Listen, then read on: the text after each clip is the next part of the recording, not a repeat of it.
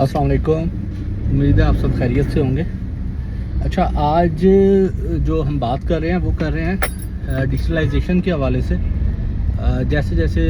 Digitalisation के हवाले से बैंकिंग में अमेंडमेंट्स और तब्दीलियां आ रही हैं, तो एक छोटी सी चीज़ है जिसकी प्रॉब्लम, क्योंकि इंसान ह्यूमन नेचर है कि गलतियां हो जाती हैं, तो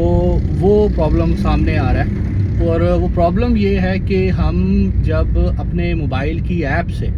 जो बैंकिंग ऐप्स है, उनसे अक्सर जब फ़ंड ट्रांसफ़र कर रहे होते हैं तो अनजाने में हमसे या मिस्टेकनली टाइप करते हुए हमसे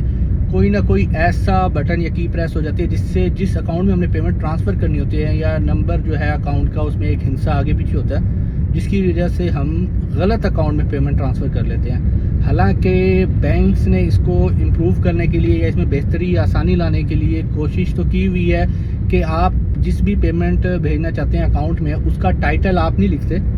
आप जस्ट अकाउंट नंबर लिखते हैं, बैंक सेलेक्ट करते हैं,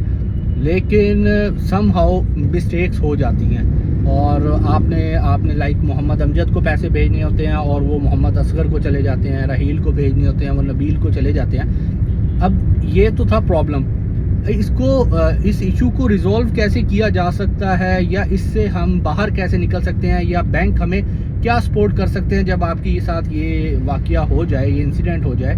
तो याद रखें कि जब आपसे मिस्टेकनली किसी गलत अकाउंट में फ़ंड ट्रांसफ़र हो जाएं तो उसमें भी बैंक्स आपका साथ नहीं छोड़ते, बल्कि आपको मुकम्मल सपोर्ट करने की कोशिश करते हैं। और उसका तरीका ये है कि सबसे पहले जैसे ही आपसे ऐसा कोई फ़ंड ट्रांसफ़र हो, आप इमीडिएट बेसिस पे अपनी हेल्पलाइन पे कॉल करें।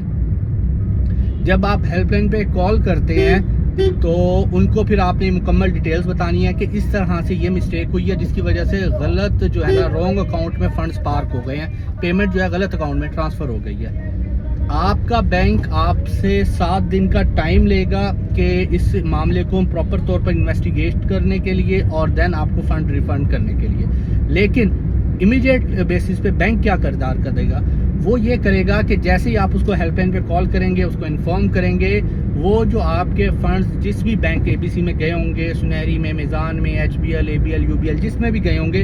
वो उन अकाउंट को, उस अकाउंट के हवाले से अमाउंट को पोस्ट नो डेबिट, यानी कि उस अमाउंट को फ्रीज़ कर देगा उस अकाउंट के अंदर, और उस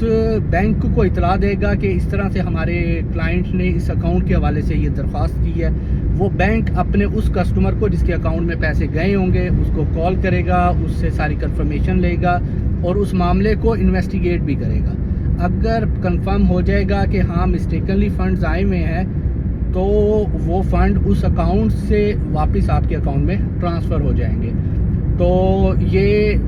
जो मामला है तकरीबन ऑलमोस्ट 7 वर्किंग डेज़ होते हैं, लेकिन जैसे ही आप कॉल करते हैं बैंक इमीडिएटली उस पर एक्शन ये करता है कि फर्दर जो सेकंड अकाउंट होता है जिसमें पेमेंट गई हुई है, उस अकाउंट को इमीडिएट बेसिस पे ब्लॉक कर देता है। ब्लॉक करता है वो अमाउंट को, अकाउंट को ब्लॉक नहीं करेगा।